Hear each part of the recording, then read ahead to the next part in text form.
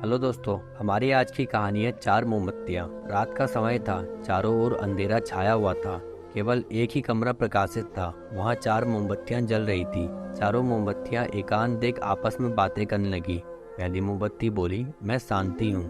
जब मैं इस दुनिया को देखती हूँ तो बहुत दुखी होती हूँ। चारों ओर आपाधापी, लूट खसोट और हिंसा का बोलबाला है। ऐसे में यहाँ रहना मुश्किल है। अब मैं यहाँ और नहीं रह सकती। इतना कहकर मोमबत्ती बुझ गई। दूसरी मोमबत्ती भी अपने मन की बात कहने लगी, मैं विश्वास हूँ। मुझे लगता है कि झूठ, धोखा, फरेब, बेईमानी मेरा वजूद खत्म करते जा रहे हैं। ये जगह अब मेरे लायक नहीं रही।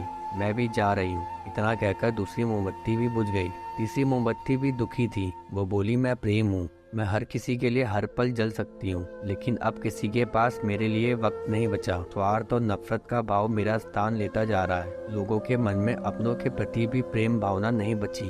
अब ये सहना मेरे बस की बात नहीं। मेरे लिए जाना ही ठीक होगा। कहकर तीसरी मोमबत्ती भी बुझ गई। तीसरी बत्ती बुझी ही थी कि कमरे में एक बालक प्रवेश किया। मोमबत्तियों को बुझा हुआ देख उसे बहुत दुख हुआ। उसकी आंखों से आंसू बहने लगे। दुखी मन से वो बोला, इस तरह बीच में ही मेरे जीवन में अंधेरा कर कैसे जा सकती हो तुम? तुम्हें तो अंत तक पूरा जलना था, लेकिन तुमने मेरा साथ छोड़ दिया। अब मैं क्या करूँगा? बालक की बात सुन चौथी मोमबत्ती बोली, घबराओ नहीं बालक, मैं आशा हूँ और मैं तुम्हारे साथ हूँ।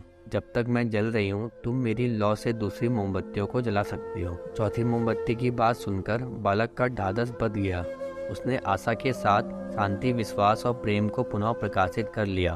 तो दोस्तों, हमें इस कहानी से यह सीख मिलती है, जीवन में समय एक सा नहीं रहता।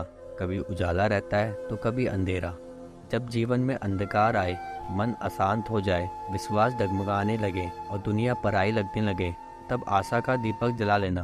जब तक आशा का दीपक जलता रहेगा, जीवन में कभी अंधेरा नहीं हो सकता।